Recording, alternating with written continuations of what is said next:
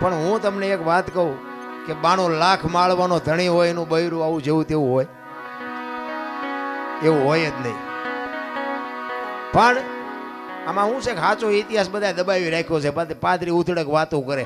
આ રામાયણમાં છે ને, રામાયણમાં તે બાપુ કેટલી ઊંધી વાતો ચિતરી નાખી છે. રામાયણ છે કંઈક જુદી ને દુનિયા ઊંધી કરી નાખી છે.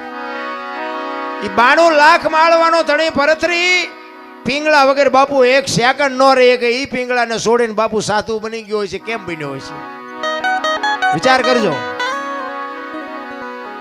એકવાર ભરથરી બાપુ શિકાર કરવા માટે જાય છે. 2-5 સૈનિકો છે હારે. એ શિકાર કરીને વળ્યા ને ત્યારે એક ગામની બાજુમાંથી નીકળ્યા અને એમાં કોઈક ભાઈ ગુજરી ગયેલો ને શમશાન યાત્રા નીકળી. એ શમશાન યાત્રા જાતી હતી ને વાંહે એક બેન માથા પસાડતી જાતી, વાળ તોડતી જાતી. એટલે ભરથરીને એમ થયું એના સૈનિકો